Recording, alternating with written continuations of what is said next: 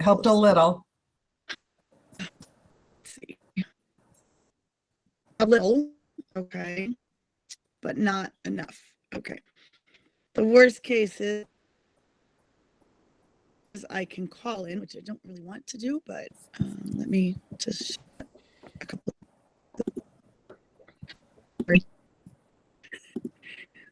Technology is good until it isn't.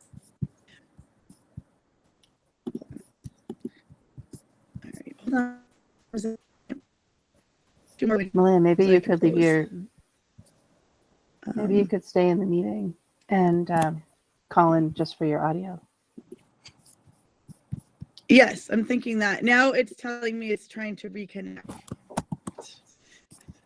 So, oh, all right, hold on. My apologies. I don't know where that's going to leave us.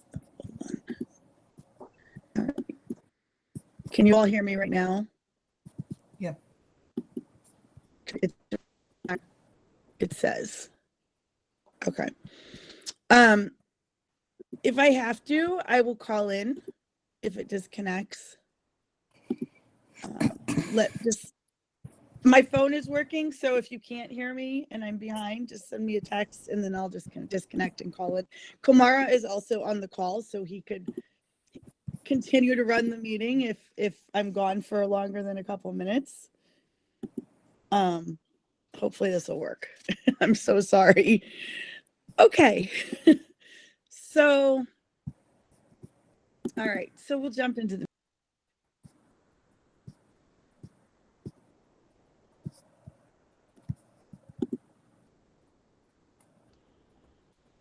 I'll text her.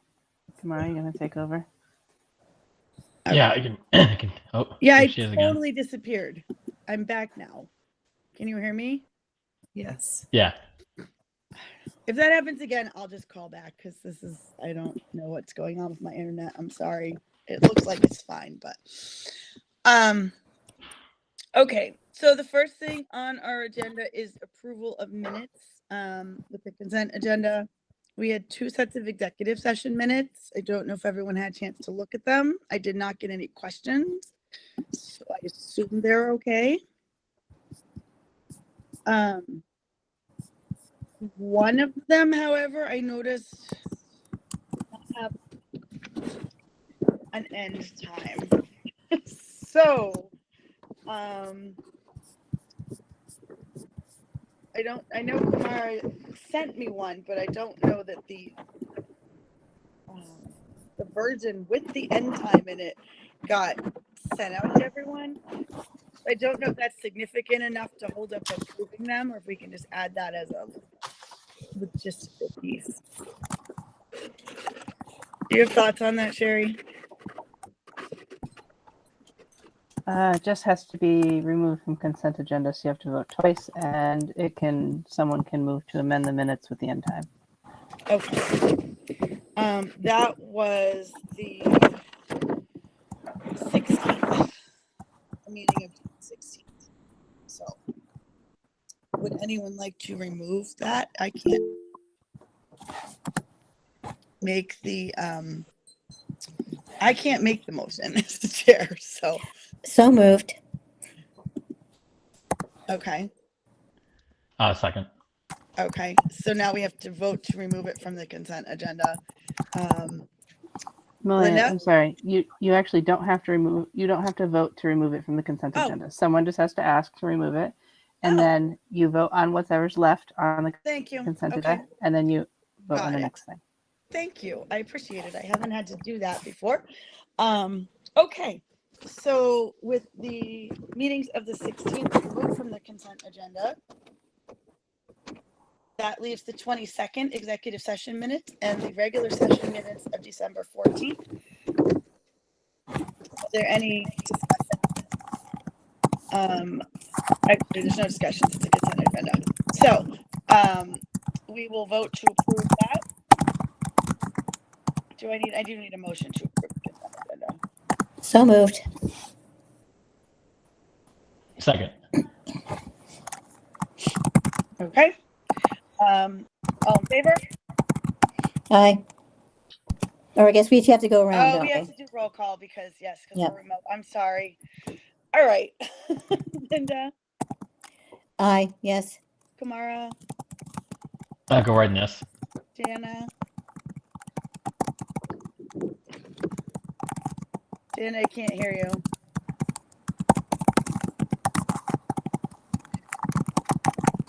All right. I still can't hear you. All right. We'll come back. We'll come back. Or you can put it in the chat. Okay. Paul, Dubois, yes. Ben, Abstain. and Jana voted in the chat yes, and I will vote yes. So thank you for that. Hey, team, can we all stay on mute? There's a lot of background noise and typing. It's very difficult. Oops, sorry. Thank you. Sorry, I'll mute. Sorry. Okay. All right. So then we need to vote on the June 16th. Sorry, Malaya, can you hear me now? Yes. Okay, good. Yes. The June 16th minutes, the one change, Kumara had sent it to me. Do you have it handy, Kumara? The time? Yeah, I can make the motion too. Yeah. That's fine. So I'd like to make a motion to amend the end of executive session for June 16th, 2022, with the end time reflecting 7:40 p.m.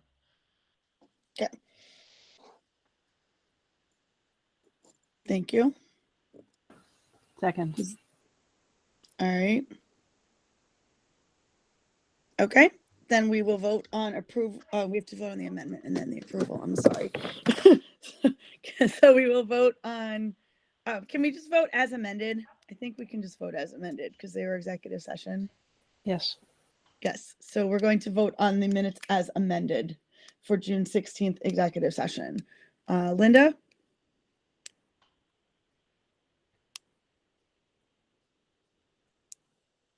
Yes, sorry. Thank you. Jana? Abstain. I wasn't there. Kumara? Go right, yes. Ben?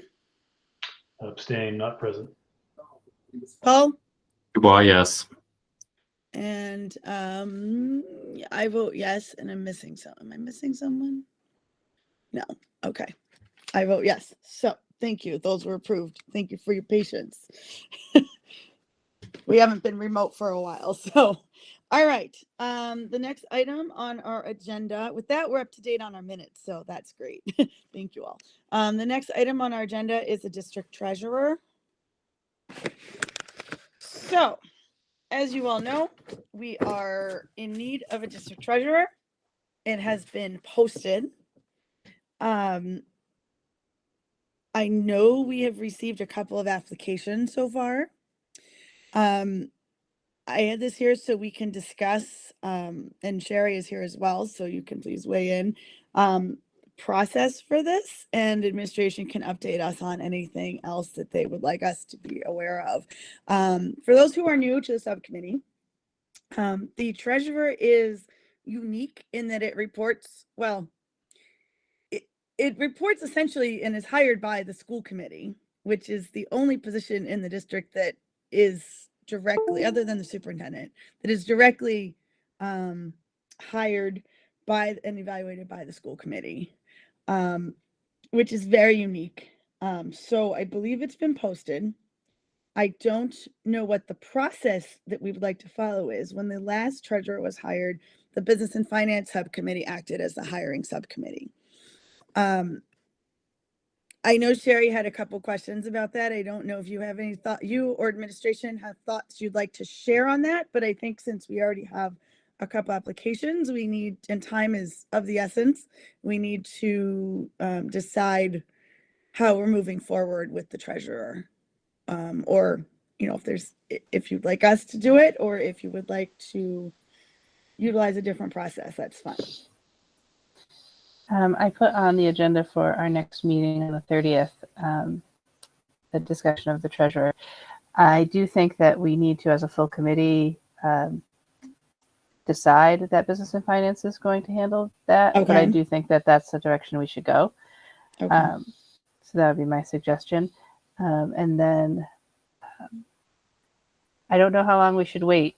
We do have the 2 applications. I'm hoping for more based on what we had last time. I do have a call into Desi to find out what happens if we don't have a treasurer in time, Okay. but I don't have an answer yet. I Okay. researched MGL, and we do have the option of hiring one of our member towns treasurers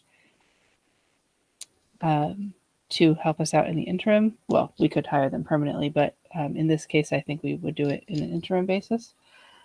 So that's a consideration.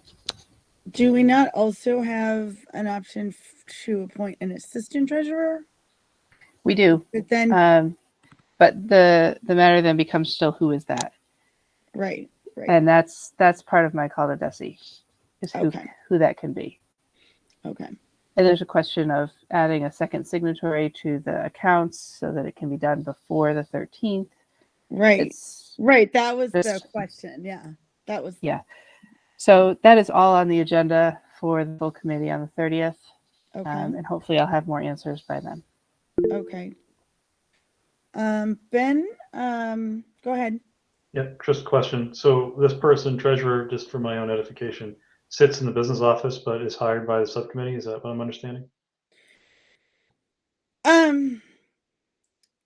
I can, yes, others can chime in on this, but the best way to explain it is that the treasurer reports to the school committee. It's a part-time position, but they work very closely with the business office, and that's really their main role. They have several roles outlined by law. The job posting is on our website, and it actually is fairly accurate this time. So that might be a good place to look for exactly what their duties are. But basically, they handle investments, they handle our bank accounts, like deposits, they handle reconciling those accounts. Yep. Um, Leah, I understand. Where does this person sit? Do they have an office in the business office? Do they interact with the business office every day? Often, but they're not there full time. But Go that's ahead, Michelle. that's their primary place of being, yes? Yes, go ahead, Michelle. Yeah, right now there's a space that's the current treasurer is using in the assistant business administrator's office. So whether that will stay there or not is yet to be determined. I'm not changing that at this point, but we could make a better space for that person to have. They definitely have to come in the office to pick up checks and cash and things like that on a regular basis and to sign warrants. So they do need some space. Okay, but they do interact with the team, right? So in theory, Yes. it'd be good that if the business administrative office had some, at least interaction with this person other than just the subcommittee hiring and placing, because you don't want to we already have enough disruption in that office, right? We need somebody that's going to be part of the team and not just a planted person. So my recommendation would be that the administrative office has some input on this hire. Yeah. The last time that we did this, they did have some input. We did not have a business manager at the time, so that's one thing that at least if this subcommittee is in charge of serving as kind of the hiring committee, then we'll certainly have a discussion with Michelle and Jim about how to proceed in that regard. I know they did the job description and posted it. And we also did not have an HR manager the last time we did this either. So we did consult with Jim, but we have many more people in administration that we can certainly touch base with in making sure we're managing this properly. But Jim did meet with them the last time, and we did have input from administration. And I don't remember if you were in the interviews or not, Jim. I can't remember, honestly.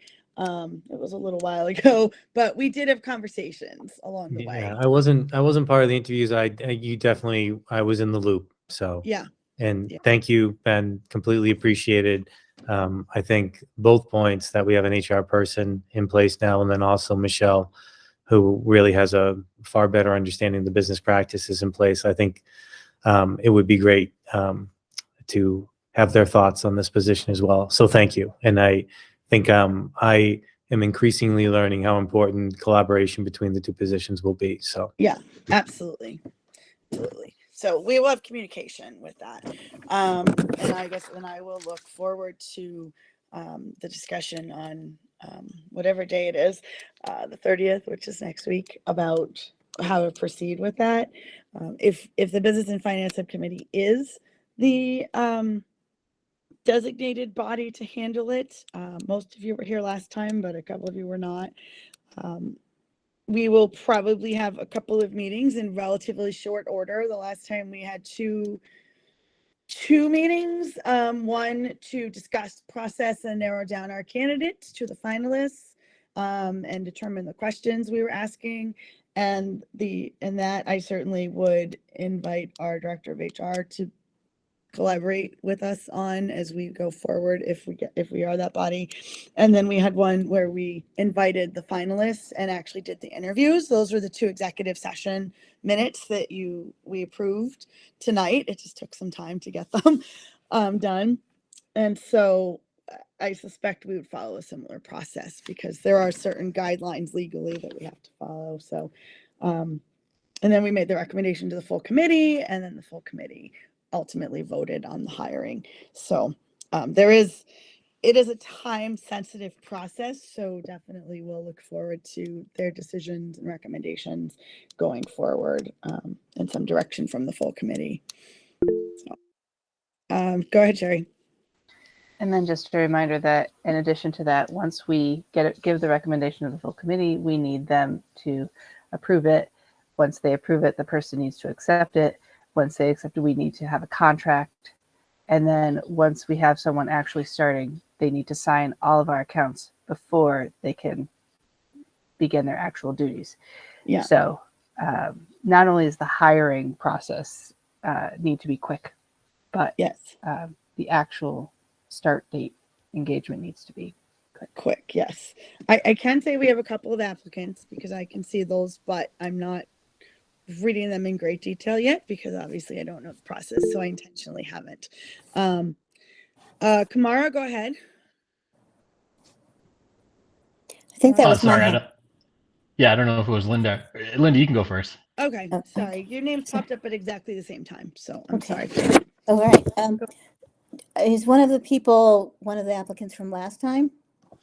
Am I allowed to answer that, Sherry?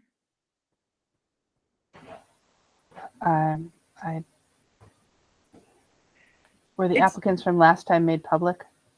No, just the finalists. Okay, never mind. Okay. I mean, I could answer it without names, but I didn't know what I'm allowed to answer or not. I can say we have 2 thus far. Okay. All right, that's Yeah, fine. we should only release information that was made public. That's all. Yeah. Only the finalists were in the minutes that we just approved. So, Kamara? So today, we got an email, and actually, Michelle, maybe you can speak to this. There is a warrant out there looking for 3 approvals. I noticed that there wasn't a treasurer's signature on there. I'm having it's escaping my mind what we did in the past before with warrants if you don't have a treasurer's signature. We had a treasurer's signature most of the time, so I don't know. I know it's part of policy. I did read policy that you look for all 3 signatures.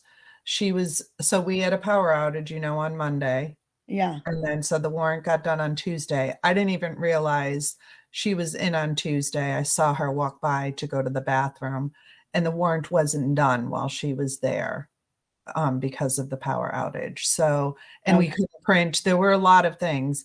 So they did, Debbie and Tracy emailed her the page to sign, and just so she had the dollars, and then she waited for backup. So that's why you didn't have it. I think she has it now, and I think it's been signed now since this afternoon, but not Okay. 100% sure on that. And I think we just didn't want to hold it up because there were some payments in there that needed to be made Okay. So. So can I make a request? It's actually somewhat related. Can I make a request that if she has approved it, could we get an email? I know in the past we've gotten an email saying the treasurer has approved or a copy of her approval or something, just so we knew it was done. And then I think you'll probably get your other two approvals pretty quickly when that's done. Okay. Fair enough. I'll check on that in the morning. But I do understand the power outages being an issue. Yeah. Yeah. Okay. All right. So are there any other questions on the treasurer process? It is, I will say one thing, Sherry, is the superintendent's report going to include a copy of her resignation letter or some communication thereof, since we have not seen it? Her resignation letter included things to do with her other position, which are not relevant. And I asked her via email to provide a separate resignation letter for treasurer so that it could be kept in the school committee information. And I have not received that. Okay. So hopefully, all right. I appreciate that because usually those are included in the public record in some way. So I'm not sure how we'll handle that, but we'll figure that out. Okay. Thank you. All right. So we'll move on. Hopefully we will have what we need and we can move forward at that point. The next item on the agenda is budget updates. And I have them broken into three categories, FY 21, 22, and 23. But I will go ahead and let Michelle and or Jim discuss what they feel we need to know. If you can meld them together, if that's easier, but I had them listed in that order just to make sure we covered them all. I'll try to go down each fiscal year as to where I'm at, and Jim might pipe in between. Okay. If he needs to. So I did a lot of work in the last week, interestingly enough. Sometimes it's hard to get work done when you're dealing with day-to-day stuff, but I did make some headway. So for FY21, I had gotten an email a couple weeks ago from Hilltop Securities, who I believe is our investment advisor of some type. And they were looking for our FY21 finished audited financial statements because there's a continuing disclosure requirement by the SEC that you have to provide certain financial information on a regular basis. I did not get an attachment that they needed. So we must have been written up on this already because I think you only have 6 months or 9 months from the day, like from when the fiscal year closes. So we should have had that audit done a year ago at this point, probably, or close to a year ago. Is that our regular end of year audit that we have done? Not the end of year audit, but the regular annual audit that we have? So, yes. So our That financial was statement correct, audit. right? Yes. FY 21. FY21, that was done and reviewed at the school committee and audit advisory. I have no idea where it sits, but I know that that one was done. No, our FY21 audit is not done. Oh, No, okay. Not even close to being done. The Oh. end of year report, FY21 end of year report audit is done. So that's one of okay. them. But the financial statement audit for the whole district, and then they're doing 3 single audits because of anywhere we have federal funds that's in excess of $750,000, they have to audit those separately. So they're auditing the ESSER grant, the CARES grant, and the school lunch program. So anyway, Hilltop kind of is the behind. You don't want your bond rating to go down. You have to follow SEC requirements. So that audit is sitting out there undone. So I did also reach out to Markham, who was Melanson. They've merged effective January 1. So I reached out to them and got the list of open items on the audit. And some of these, it's going to take some time.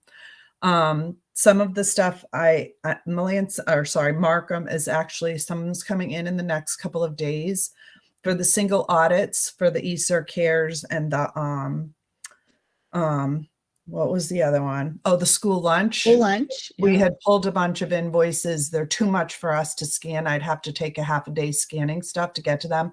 So they're going to come into the office and review those invoices that they needed. So hopefully that will be it on that.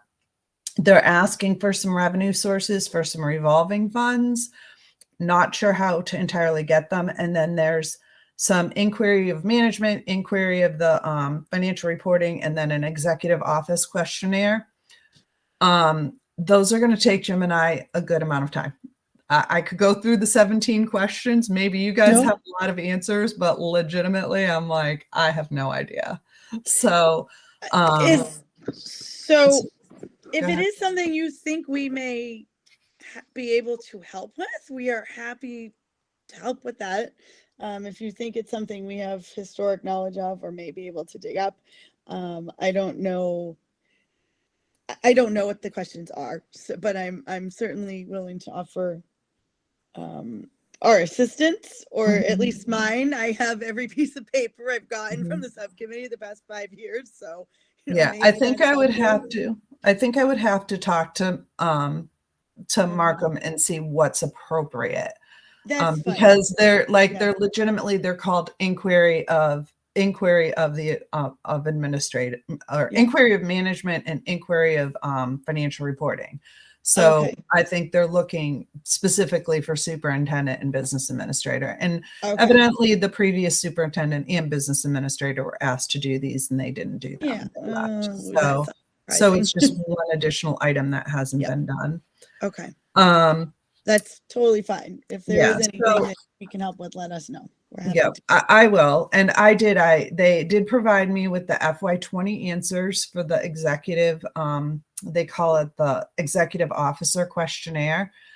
But some of the questions are, like what contracts are not negotiated yet and how much do you expect retros to be? Well, Jim and I, like any of us, who's going to go know that for what was going on in FY21? Mhm. So it's stuff like that can just be a real, I Yeah. don't know, just a real time suck is what, Yeah, what it is. yeah. And so I don't know if under the circumstances, They seeing as can that make an fiscal exception. year's long gone, but Yeah. anyway, so that's kind of where yes. I'm at with. I understand that now because I was thinking of the timing, and Dan's last day was like August or April 1st ish. So that's exactly when that would have probably come through. So Yeah. okay, so that makes sense.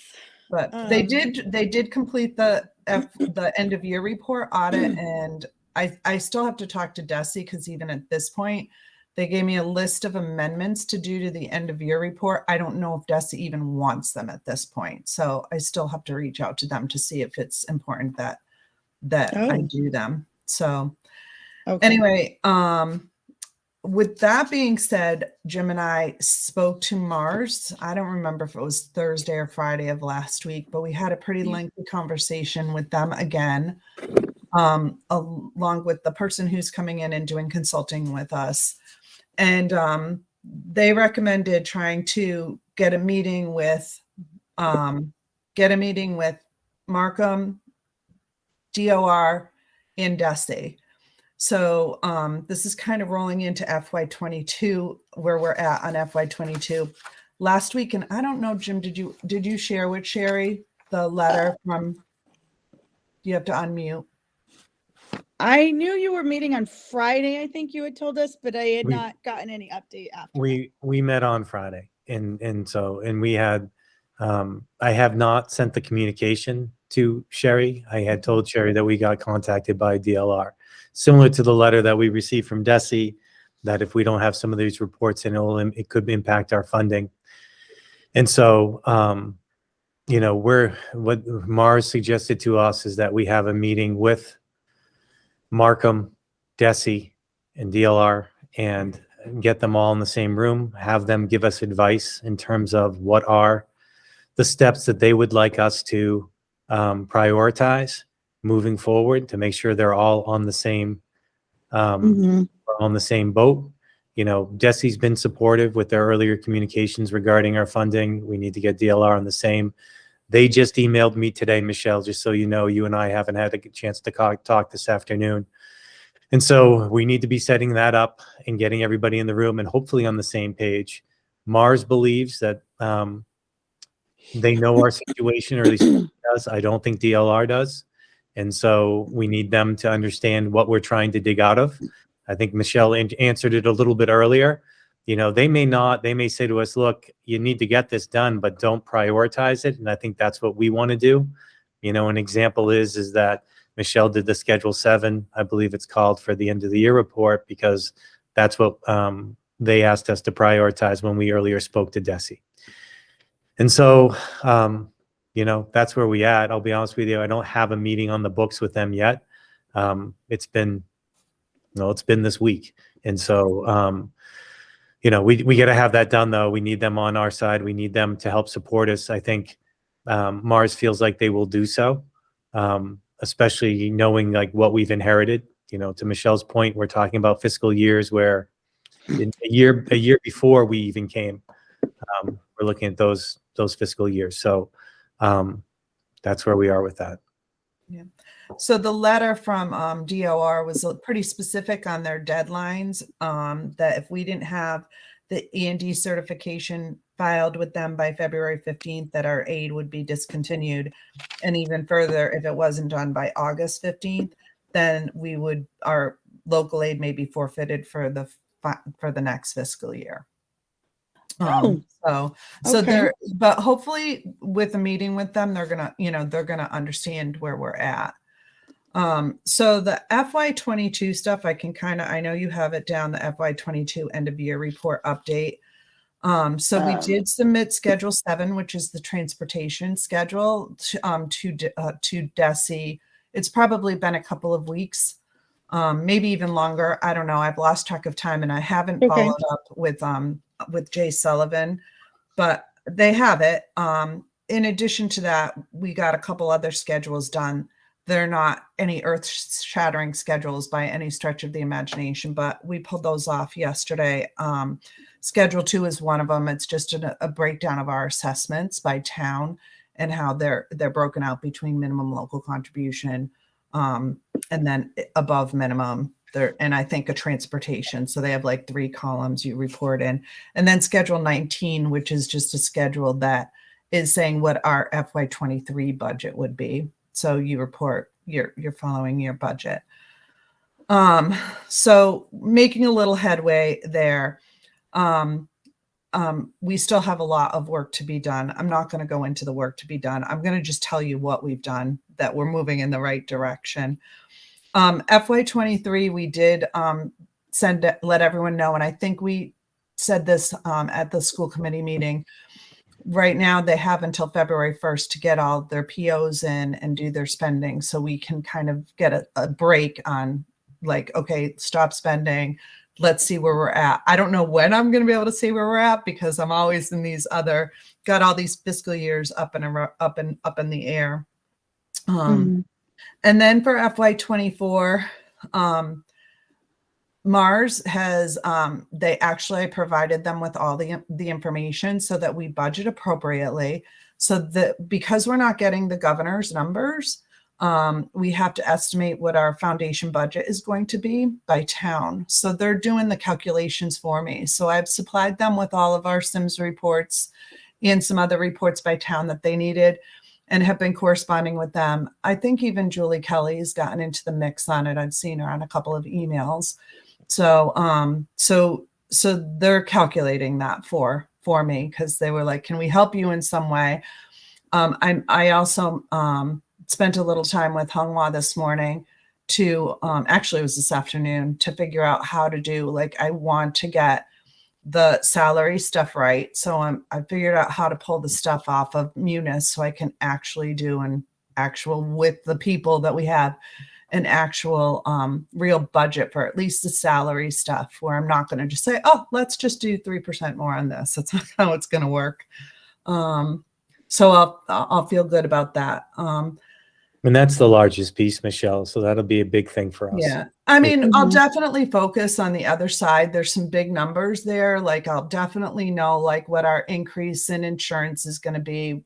We definitely do a lot of bidding out on our utilities and things like that. I'm trying to think, there was something else I wanted to like, but the salary stuff, some of it's going to be tough to capture, like lane changes, retirements. I don't know when people have to get their retirement information to us in order to budget appropriately.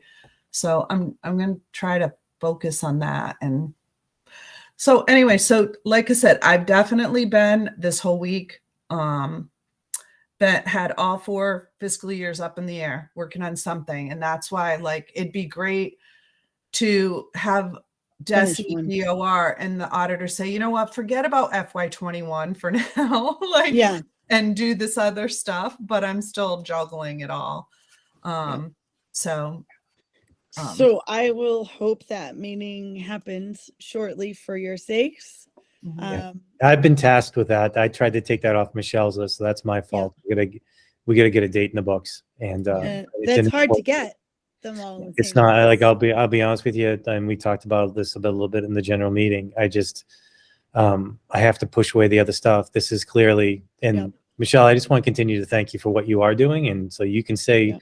all you want that those 3 things aren't big. They're huge, and they haven't been done in the last 16 months. So the fact that you did them is a big Yeah. step, and I think we do have to continue to concentrate on the things that are getting done. And I would also say to you, Michelle, is we need to continue, and I know we've had these conversations, to delegate or find other people if they can help us out.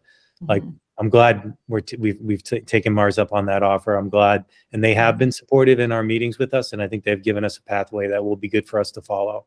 But yeah, that's that. I would say that's the big thing, because I am going to, I shared with Sherry, and when we talked about superintendent reports moving forward for the agenda, and also our big meetings, there's going to be a financial report component to all of them, both in the superintendent's report, and then also in the meeting report. When I do a superintendent's report, that will have an update. And so, we need to have a date in the books when I do that report. And we need to make sure it happens soon. Yep. Probably one of my biggest priorities right now is, and it's FY22 related, is getting Yep. cash reconciled. That's Yeah. holding, E&D can't even be touched until we have cash reconciled. And I'm not going to lie, I'm still tiptoeing around our treasurer, trying to figure out where she's at, what she's doing. It's hard to, I'm just having a little trouble with that. So I'm going to get over that tomorrow. Well, That's my I plan. have I'm tasking Honghua, and we talked about it today, to like, look, Honghua, I'm going to work on the FY24 budget stuff, which I'll count on you someday for, but I need you to catch up this cash stuff. So Honghua is going to pick up some of the reconciliation work. it's something that is her responsibility in her Okay. position. Unfortunately, it wasn't, just what happened over the last year. A mess. She was doing payroll, and it wasn't only until the last couple months that stopped. So, and it was actually Cammie was supposed to be, in her helping, that. but, Yeah. in some see ways, your she hand, should Linda, have at just- least been doing it until she was treasurer, and then, when she was treasurer, she shouldn't have been doing it, but Right. so I'll get there. Like I said, there's Yep. just a little obstacle for me that I have to get over on my own. So I'll have a question on that in a second, but go ahead, Linda. Linda had her hand up. Okay, so, Oh, there you are. Yep. so I want to make sure I have the right information with the right fiscal year Okay. in my minutes here. So, all right. So for FY21, we got an email from Hilltop Security. There's a disclosure requirement for the SEC that we've not met. The annual audit's still not done. We reached out to Markham. They'll come and review invoices for some of the federal grants. we need these invoices, and we also need to get the executive office questionnaire filled out. Malia offered to help with collecting facts for the questionnaire. Let's see, DOR contacted us to let us know that we need to submit reports that will affect our funding. Desi's been supportive. Mars suggested that we put together a meeting with Markham, DOR, and Desi. Jim's going to get that scheduled. And Michelle, you did the Schedule 7 transportation schedule for the end of the year report. And I have that currently also under FY21. Is that right? No, that's FY22. Okay, thank you. I had a feeling there was something that wasn't in the right spot. Okay. So also for FY22, one of our biggest priorities is to get the cash reconciled. So that and doing these schedules, and I'm sure other things as well that we haven't touched on yet. But anyway, so does that all sound accurate? Yes. Okay, thank you. So, great. All right. Thank you, Linda. Oh, sure. Okay. So, related, I'm just going to ask this question related to FY24 and the treasurer situation. I'm trying to think of how to phrase this. Are there tasks that she is supposed to be completing currently as the treasurer? And is there anything that either this committee or the committee as a whole can do to help remind her of her duties to us as we are paying her to do her job until the end of the month?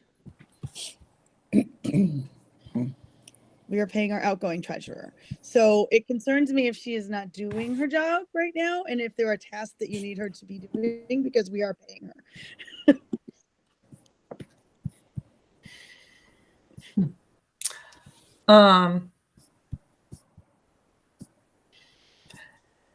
I think that she is completing the tasks that need to be done as far as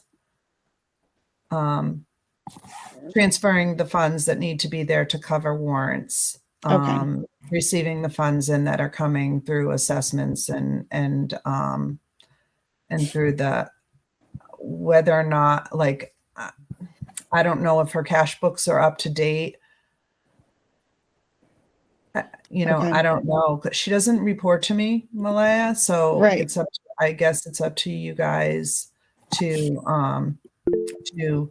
question her on that. Yes. So that is one of my, I see Sherry's hand, so I will let maybe Sherry has some more information. But I just, that was a question since I know we are paying her. So go ahead, Sherry. Maybe you can enlighten us. Well, I don't have an answer, but I did ask the question, and I did in my email to her today. I asked the status of where she is now. I asked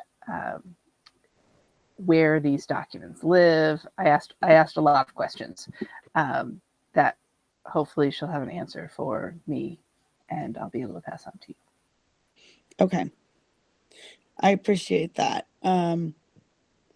If there is anything else we can do, Michelle, please let us know. It's not really just the Business and Finance Subcommittee that oversees her. She reports to the committee as a whole, but the Business and Finance Subcommittee is involved in her evaluation, which obviously is a moot point right now.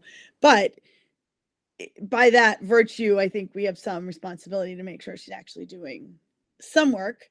And also from a fiscal standpoint, if we are paying her to make sure she is fulfilling her duties for the last however many weeks she has left, since we are paying her. So Sherry, if you could update me on what you find out, that would be great as you go along, because again, the paying her is kind of a key thing. If we're paying her, we need to be making sure we're getting what we need. Ben, go ahead. Did we preset the expectation of what we need in her final days? Because if there's no expectation set, why would we expect anything else? That's again part of that email, Ben. Okay. Yeah, I do know that, although I don't have it in front of me, she does have a contract, and it does have guidelines for giving us X number of days notice if she's leaving, which she did. And it is expected generally that she would fulfill her contract during those days. But the specifics of that, I think, they're not spelled out in her contract. So, but there is a contract. Is she in breach of contract by not fulfilling duties? Because then the contract is expunged.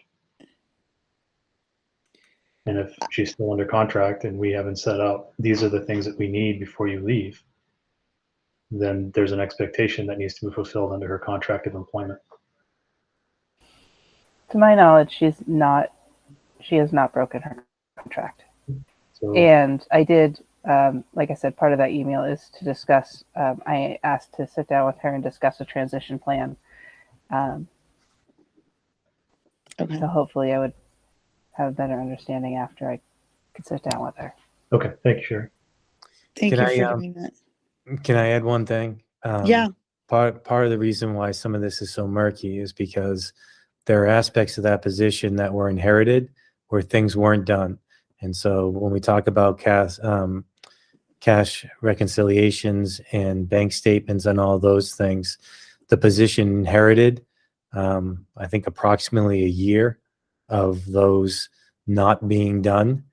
And so we engaged CLA in part to do that work, although the final reconciling, like they identified, certain items and said, this, I'm not explaining this right. Michelle can clean up my language, but whatever item that didn't seem to be supported in the bank statements and we need to do further digging on.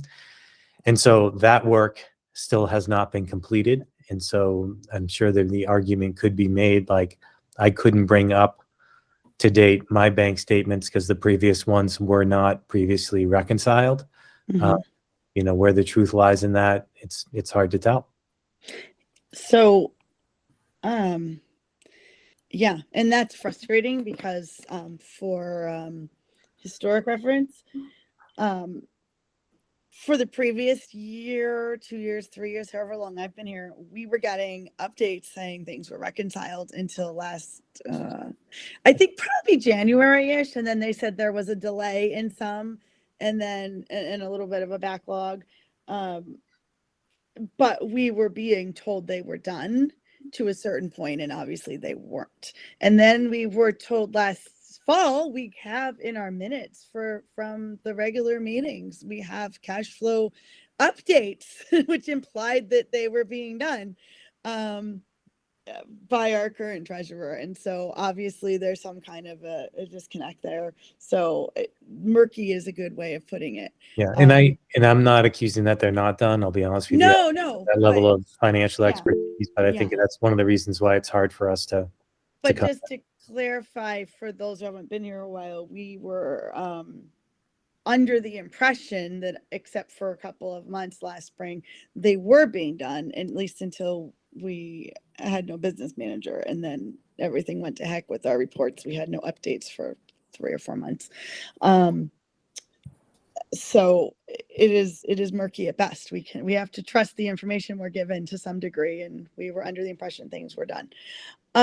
Leah, one final thing about that. The other thing that has happened in terms of the turnover is the delineation of duties between what the treasurer was expected to do mhm.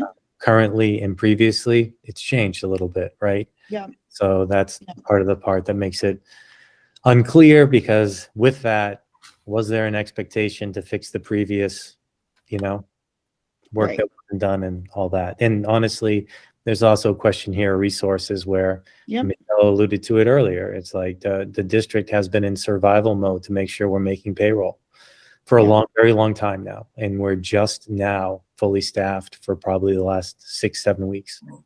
And so a lot of this stuff that was, and that's where I would say too, I don't want to put intent or anything like Right. that. I mean, I do feel like we were truly in crisis and have Absolutely. been for a really long time, and then inherited poor practice where things weren't getting done even when they were fully staffed. So Right. So, we appreciate that clarification for sure. At least I do. We have a few more hands. Linda, go ahead. Well, I just wanted to clarify. I think what Michelle said was that things weren't done like this, or maybe Jim said this, like last, I don't know, 15, 16 months. And if that's the case, then if they were telling us they were behind in January, you know, that may have been accurate at the time, that they were behind and then probably trying to keep up, and then we lost our administrator. So just wanted to, you know, clarify things for the record. I'm not going to write that in the minutes, but wanted to, I want to make sure I've got that right, more or less. And then I just wanted to say, I know that, you know, I sort of feel that whatever may be going on with our treasurer now, I do feel that there was a time period where she really went above and beyond what she had originally believed she was going to need to do to keep things running. And maybe I'm wrong about that, but that was definitely the impression I got from some of our meetings. So just thought I'd mention that. I will say that I think, you know, my mindset, and I will go to the other two questions in a second, but my general mindset is we can only go forward from where we are as we keep finding things. And, you know, obviously there's some things in the past that we have to correct for legal reasons, but we have new administration. We have a full business office for once, except obviously right now with the treasurer transition. And, you know, all we can do really is try to move forward with the better practices and correct what we can, is my personal opinion. But Ben? Michelle was first. Go ahead, Michelle. Sorry. I just wanted to clarify, maybe for Sherry, I don't know what you asked for, but the treasurer's responsibility is to keep a cash book. And so that cash book should be up to date. I don't know that was something that was not done by the previous treasurer, but it did fall behind, you know, with the change in treasurer position. But the other role the treasurer has, it's up to someone in the business office to reconcile the bank statements to the general ledger. And the role of the treasurer is to review that those are reconciled, that should then match to their cash book. So the non-reconciliation is definitely on the business office. Where it's lacking from the treasurer point of view is it wasn't reviewed on a regular basis. So the treasurer should be asking, you know, after a few months, hey, where's your reconciliations to the general ledger? So to think that you know, that's not on her. Having a cash book that she's been keeping track of, money's coming in, money's going out, so that when the reconciliations are done, it matches her cash book as well, or the cash book as well. So just to kind of be clear on that, the actual bank reconciliations are done by the business office. It's on the business office. Thank you, Michelle. Thank you for clarifying how that should work, because we know it was not done at all properly in the past. It was very murky, complicated, not proper process mess. So thank you for that. Ben, did you take your hand down? Nope, just waiting patiently. Yeah, Okay. so I think didn't the only see it thing anymore. it's fine. The only thing that I would add, right? So I do agree with you, Malia, that we can't fix the past, right? We have to look for the future, and I am all for that. However, we can look to the past to see what we never want to have happen again, so that we can fix the future practice. I've heard a lot about assumptions and being led to beliefs, and you know, these are the what we were given. I've been called out by some press that, you know, I have no experience on this committee, and that's fine. And all my experiences in business, well, that's kind of what we're doing here, right? So 20 years of business says trust but verify. Anybody that says in a meeting, you know, oh yeah, everything's all set, that's great. Where's the data, right? And this board, I think, needs to be shown the data in the future, so that we don't get into conversations like this in future committees or committees.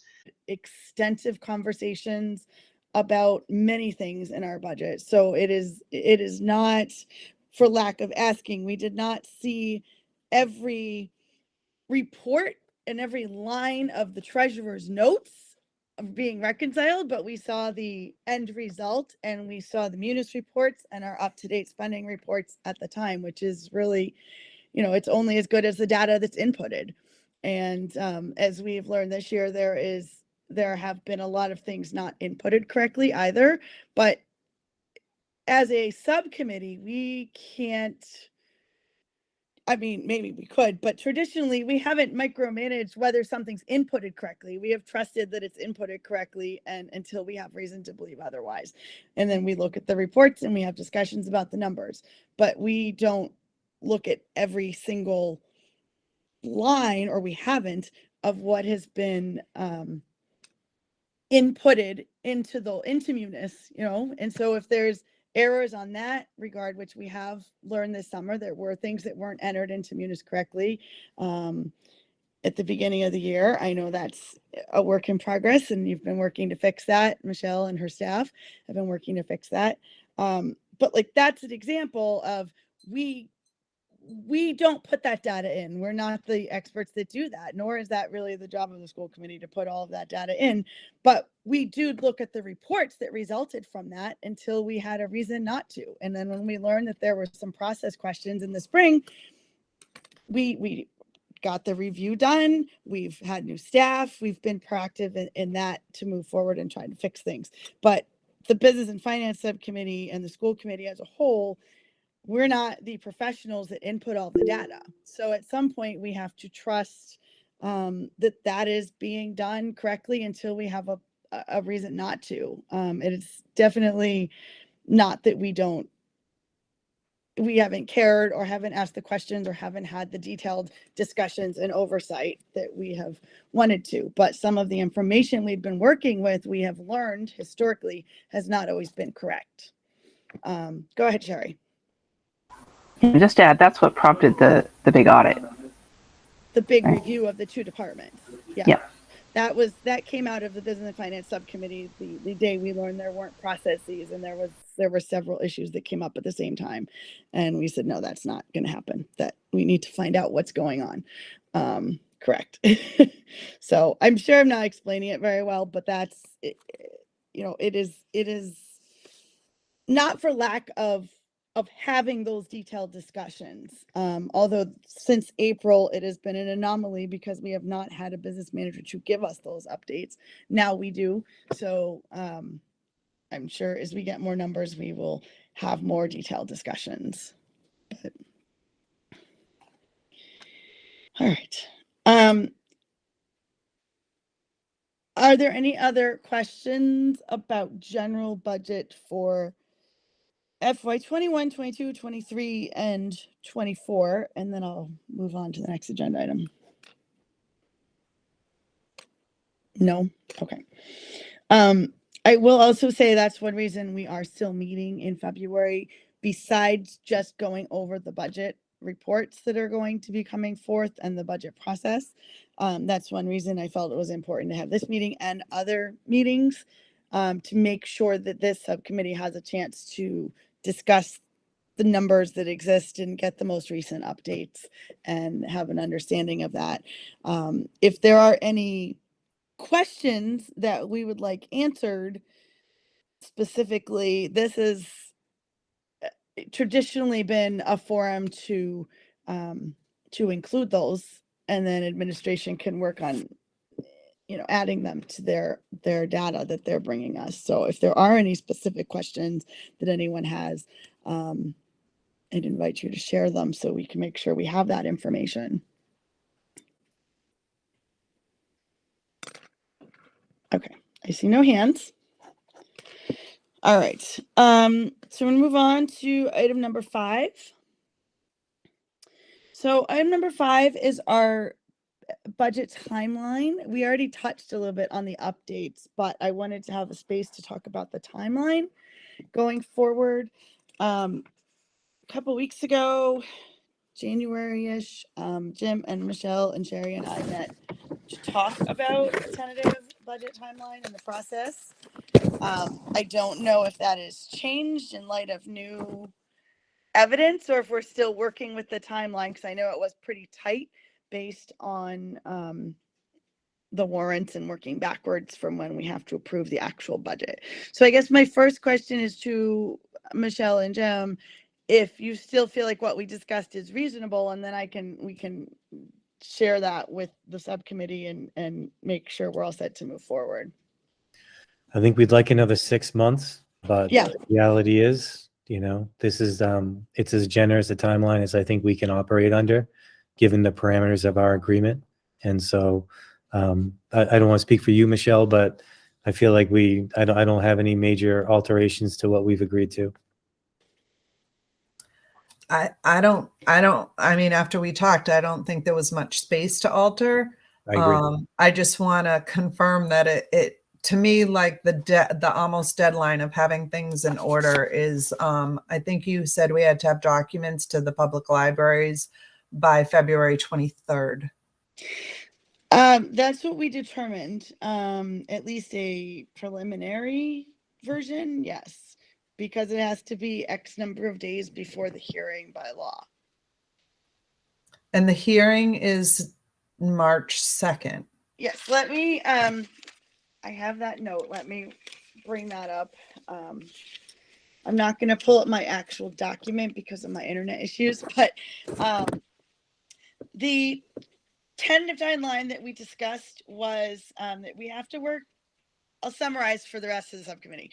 We have to work backwards from when the town warrants are due, which is based on the earliest town meeting. And some of our earliest to our last town meeting are about a month apart. But unfortunately, because we're a regional district, we have to have the budget approved in order to meet the earliest of those. And they have to have the warrant language, I think it's 45 days before by law. So working backwards from all of that, Randy confirmed some of those dates, and we do know what those are. And then working backwards, we would have to have the budget approved no later than, I believe, the 16th of March at the drop dead latest. So we plan on voting on it on March 13th, which is a school committee meeting on Monday the 13th. Working backwards from that, we're required to have a public. Go ahead, Michelle. I have March 6th school committee Oh, meeting. March 6th. Okay, thank you. Yes, you're right. And then the 13th is the yes, thank you. I'm sorry. Yes, the 13th is if we needed more time to vote again, we would vote again 13th. Thank you. Okay. Thank you. See, we have extra time built in if we need it. So the public hearing is required to happen prior to that, and there's required to be a business and finance subcommittee prior to that, and documents to the library a certain number of days prior to that. So the timeline that we came up with was February 23rd is the date to have documents to the public libraries, which is an early draft of the budget, or as much as we can have, for public review. The idea is people have time to review it prior to the public hearing, and that's by Mass General Law. February 27th, our policy states that we will have a business and finance subcommittee meeting with invited guests from the towns, an opportunity for them to provide, to discuss and provide feedback on an early version of the budget. So it is not the final version, it is an early version. So that is scheduled right now for February 27th. We do need to decide who those people will be, but I'll come back to that. In March, the public hearing, I had March 1st or 2nd, and we hadn't decided which of those dates it would be. So that is a question as well. We're required to have by Mass General Law a public hearing. According to Mass General Law, anyone can come to the public hearing to comment and offer feedback on the budget. According to our budget creation policy, the chairs of I believe the FinCom and the boards of selectmen are to be specifically invited to share public feedback at that time as well. So that gives them time between our meeting, the 27th, where they can give feedback, and the public hearing to, talk amongst themselves and their other members and provide feedback again at that public hearing as well. And then March 6th, we would vote on it at the school committee. Hopefully it will pass, but it has sometimes taken longer than that. So that's the timeline that we had laid out. I will invite discussion on two things. The first is at the February 27th meeting. Our policy just says invited guests from towns to give feedback. So I did not know, it does not specify if that should be the chairs of FinCom and boards of selectmen or FinCom and town managers. Specifically to have a voice at that meeting. Anyone can come, it's a public meeting, but that's one question that I had outstanding because we need to obviously invite them shortly. Sherry.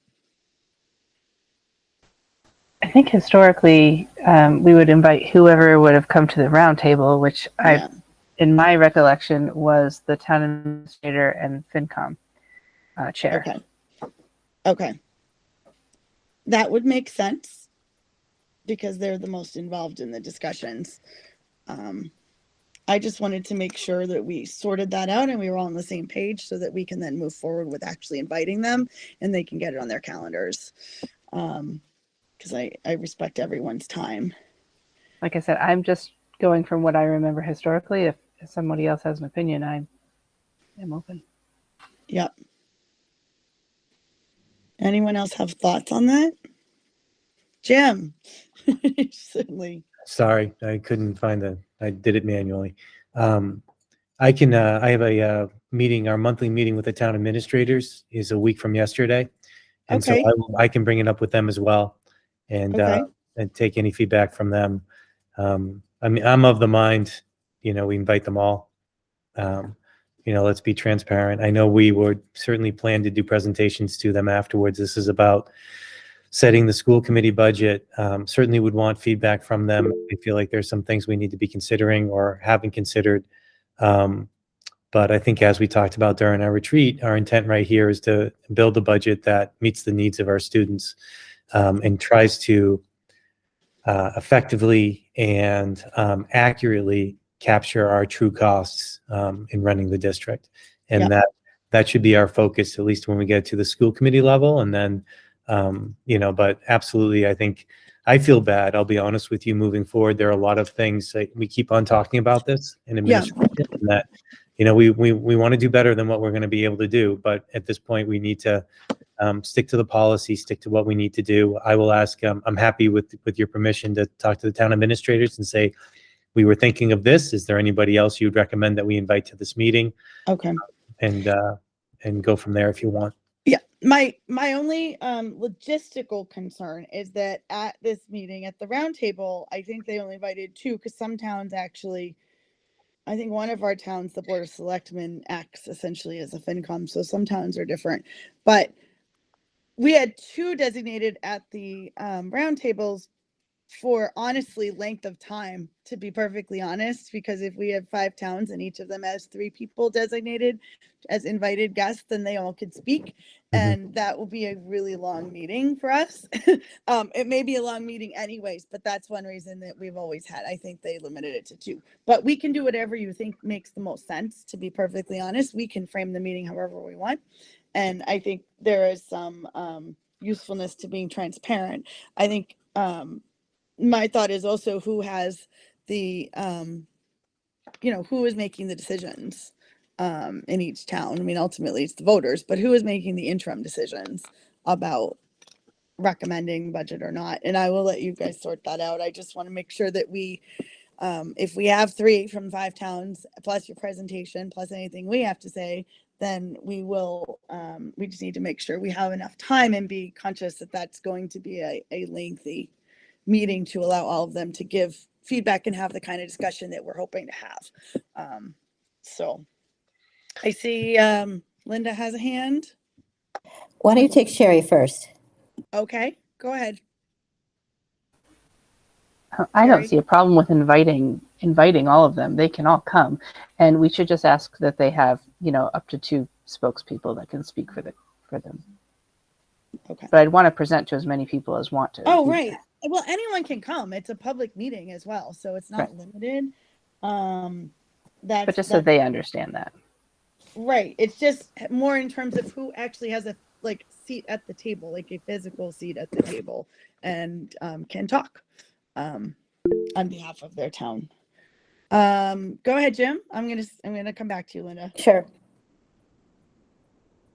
One last thing, I guess, to offer, Malia, as well. I think when we had this meeting, we were talking about this being ideally almost a dry run's the wrong word, but a draft Yeah. of our intended presentation to the full committee. Yeah. So we are able to receive feedback from from the subcommittee in terms of additional information they feel like would be helpful when we present to the full committee, questions they would want us to have answers to if we did not have them on the spot. And so that's the spirit we're going into it as well. Our hope is to have it as close to what we think would be the presentation to the full committee, and then being able to get anticipated questions and feedback from the subcommittee if we feel like we're off base, or they feel like perhaps we haven't fulfilled our charge as much as they would like, because that will hopefully maximize our opportunity to get the budget passed by the full committee on that March date. And then I also want to add, there is a bit of a buffer if we're not able to do it on that date, that we could convene another meeting, I believe, to have the timeline still be met. Yeah, absolutely. That makes perfect sense, and I think is definitely relevant. I think I was just looking at my timeline. I think we do have a business and finance meeting also scheduled in February before that, so that we could also give some feedback on the budget thoughts that you have to that point as well. It's before the 23rd, so before things are sent out to the public in some way. I know you probably won't have everything done by then, but I think that was partially to allow us to give feedback on where you are and what you were thinking at that point as well. I don't have that date in front of me. I will find it. So, Linda, you had your hand up. Just, I think more transparency is good. Yes. That's all. Malia, I think the Okay. date you're referring to is February 7th. That's what we have on the. Thank you. minutes. Okay, that's great. That's probably early to have numbers, but at least we can have some discussion, and we can also talk about, shifting things or having another meeting if we feel you need more feedback from us, for sure. That's not unusual for business and finance. So are there any other questions, comments, or thoughts on the budget process and timelines? Okay. Thank you, guys.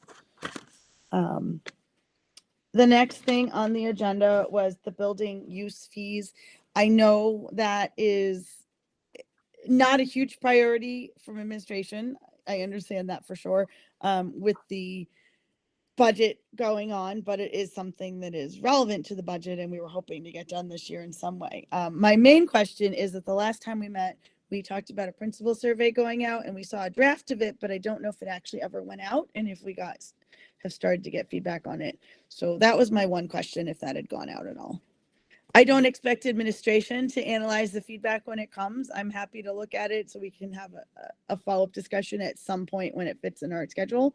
It may be after the budget, but I'm not sure at this point, but I wanted to check in and see if the survey actually went out so we can have that information. Go ahead, Jim.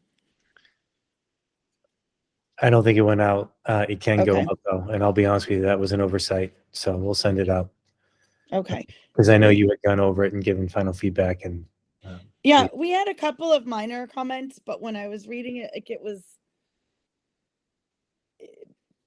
yes, based on how they were, some of them were grammatical, and I thought it was probably better to leave it the way it was without adding more questions. It was going to end up adding more questions. So I thought it would be useful to see what we were getting back from this, and then to go from there, because it was based on discussions the principals had. So I do not expect administration to analyze whatever comes in. I think I have access to it, so I think I can see the results as they come in, and then we can talk about it at a future meeting. possibly March after the budget's done, unless we have a gap in our schedule and can go from there. So, are there any other questions on that topic? Because that was where we left it. Okay, great. So, there's new business is the next item. One thing, Dana's not here and she requested this, but one thing I meant to bring up when we were talking about the budget, so I'm going to go back to it just so, and I apologize for the minute taking, but it was under old business. Is that we've had an ongoing question about school choice and how that impacts our budget. So this is really under the budget discussion, and I apologize. It actually could go under FY24 update and planning. It is not the time or place to discuss in detail whether or not we are going to accept school choice students and to break down all those numbers. So that is not my intent. There will be a time and place for that later in the spring when the whole committee gets to discuss that and decide. It's usually in late April or early May. And we will do that at a later time. What I did want to make sure I covered, because it has come up in our discussions, and we've had all of these discussions about different pieces of the budget and how they fit in. I did want to have a very, very high level notation of how school choice, essentially how it works, what it is. So that there's an opportunity to ask any questions that might come up about that. It is a line in our budget that we've had. We have essentially borrowed funds from it in the past and used them to fill gaps in our budget, which is not ideal. We have made an effort to not do that the past few years, but then we had a very big gap last year and had to do that. But essentially, the very high level is that when students come into our district and we accept school choice students, which we have not done for many years, we are paid. Okay, thank you, Jenna. We are paid a certain amount of money per pupil according to state formulas by the home district of those students. And we are responsible for them as long as they are in our district. So right now, I think they're all in high school, but if they started with us in kindergarten, we are responsible for them as a school choice student and educating them all the way through the end of high school. We can't decide when they're in middle school, oh, I'm sorry, we're not taking you anymore. We commit to, once we accept a student and as a school choice student, we, as long as they choose to be in our district, unless they move into the district, we are responsible for educating them as a school choice student, whether it still fits our needs or not.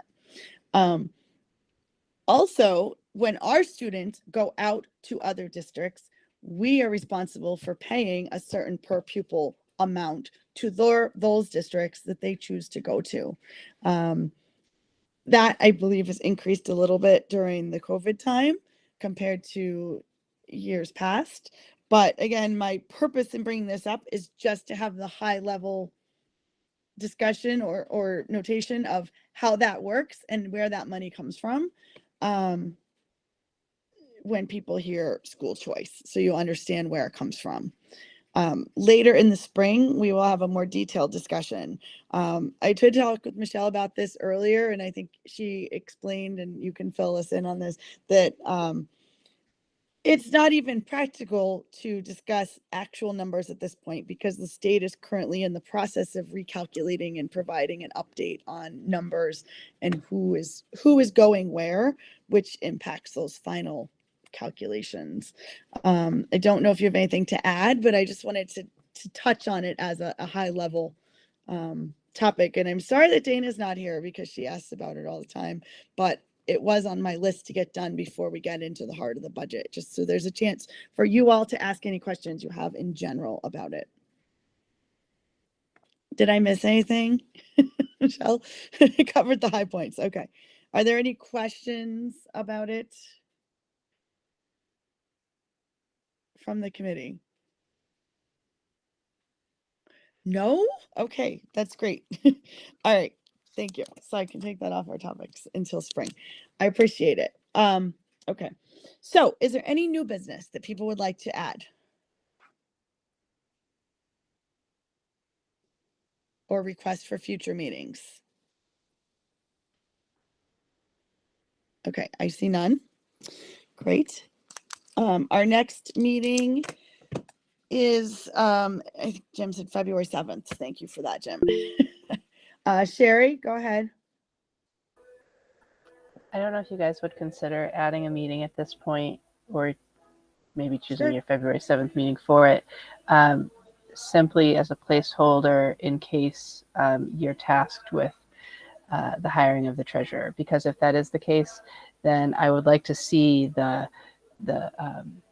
questions made, the hiring process set up as quickly as possible, so that when we do have a proper number or the right candidates, that we are ready to go ahead and interview them. So after the school committee meeting on the 30th at some point. So Well, sometime you next could week, you could put something on the calendar for next week. for next week as a placeholder, and then Okay. If the committee did not vote in that way, you could cancel that meeting. Right. I think that is reasonable. I see a hand from Ben. Go ahead. Yep, just a question. So I'm assuming, Malia, you're the point person for that, and are you Yes. disseminating resumes for the committee to look at, or are you waiting for So- more applicants? So right now I am not, because we are not officially designated as the body for this. But the last time, I can give you a very brief overview of what happened the last time when we were designated as the body. And I certainly would check in with, now that we have an HR person, I certainly would check in with Pam to make sure that we are not missing any key steps that she thinks we should be aware of, just because I'm not an HR expert. But the last time we did this, we were designated as the body by the school committee officially. Then we had a meeting where we did have several resumes. We have a folder that we had access to. So everyone on this subcommittee was granted access to that, so we could review the resumes of people who'd come in. We had a meeting where we laid out our process. We talked about narrowing them down to the finalists. We agreed upon our questions, or our process for coming up with questions. I forget which now. We had a couple different meetings, so I forget the exact order. But generally, we accomplished all that. We narrowed them down. This was mostly an executive session because the candidates were confidential until we had our finalists. Then we had we narrowed it down to 2 finalists. We had another meeting where we invited them in and did the interviews as a subcommittee. I think there was one person that couldn't be there for one of them. And so, which is fine. They were, okay to let the rest of the committee do that and trusted our opinion, and we had discussions about that.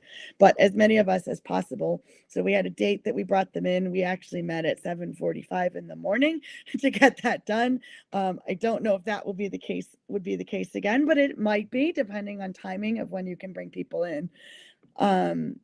We did the interviews. We met that afternoon or that morning. Actually, there was a fairly clear consensus of how we wanted to move forward. So then we made a recommendation to the full committee, which we then brought to the full committee at the next meeting that we had, and then they voted on it. So that is What was the total timeline for that? We did it fairly quickly, to be honest. We had we had a period where we didn't have a lot of resumes, but then we got a bunch at one time. And once we had those, it was fairly quick. I mean, the meetings were within maybe 10 to 15 days, like the whole process. So it was done fairly quickly.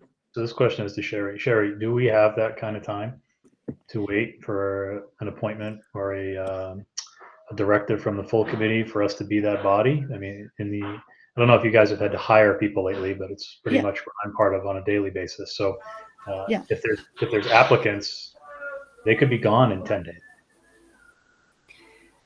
I do think that we have the 5 days until we have our meeting for you guys to go ahead, because I don't think that we have. Well, I would like to see more applications. Yeah, we only have And 2 so right now. hopefully we only have 2 applications at the moment. I want to make sure we get this right this time. Which, Yeah, Yep, And- understood. and- We definitely don't want to panic higher, right? But we also And- don't have the luxury of 30 Right. to 45 Right. days.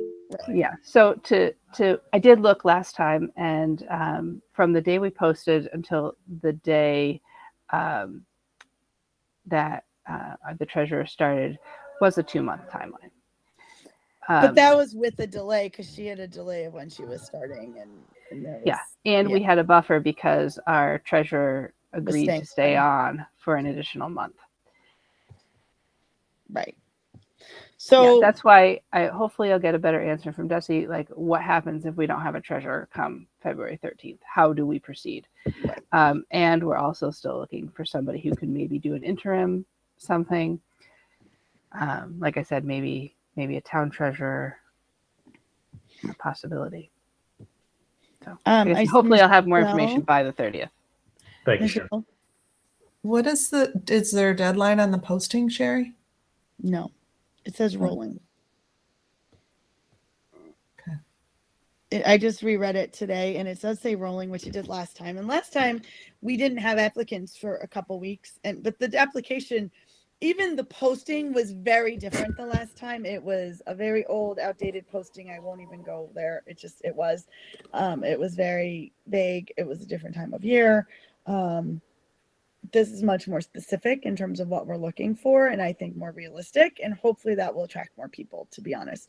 But that is something that once the committee charges us with, if assuming they do, will charge us with doing this, then I think it does make sense to tentatively schedule a meeting next week so that we're ready to go and we can. And in the meantime, I certainly can talk with Sherry. We can talk with, once they charge us with that, I will talk with Pam and Jim and make sure, or Michelle, whoever we need to talk with, and make sure that we have our process at a high level correct, and then we can talk as a committee about the details of it. For sure. So we did not have that support the last time, so I'm very happy about that. So okay, so if we want to look at the calendar next week, that would be the 31st through the 3rd. I know we don't usually meet on Fridays, but technically 31st through the 3rd. I have a couple meetings in the evenings next week, but I can work around some of them. So what works best for people? I have Wednesday is not great for me next week, but I can. I can do any night except Friday because I'm leaving town on Friday. Okay. Other thoughts? We have an ad hoc meeting on Thursday next week for bylaws. Okay. And Alright. I can't do Tuesday, so we're just gonna have to figure out which day has the most people, because clearly we're not gonna get everybody. So Right. And like Andrew's So- not even here, so I don't know what he Right. can do.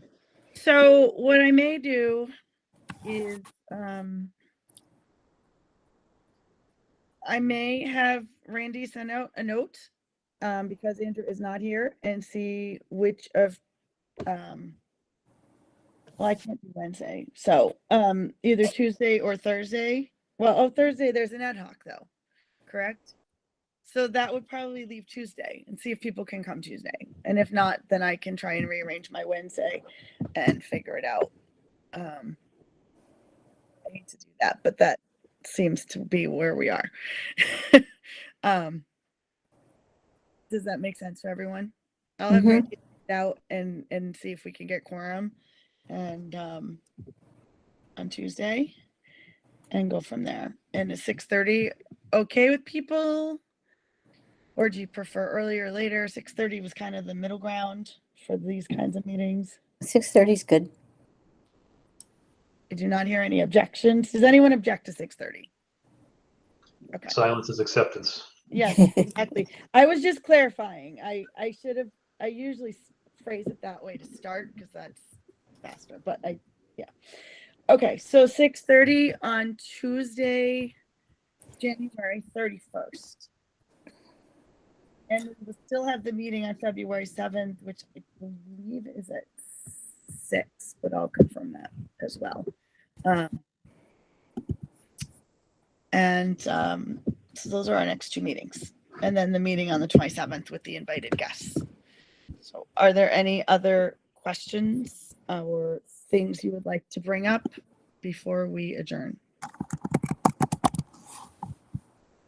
Seeing none, I will entertain a motion to adjourn. So moved. Second. Second. Who seconded? Did Jana second? Oh, okay. Who seconded? To Me, come up- Kumar, and Andrew. Okay. Thank you. Oh, okay. Yeah, either All of us is fine. Oh, Ben did too. Okay. I take your pick, Linda. All All right, Eeny, so meeny, we- miny, moe. Okay, so I will vote to adjourn. Thank you. Linda, Yes. Kamara, Yes. Ben, Yes. Dana, Yes. Paul. Yes. I will vote yes.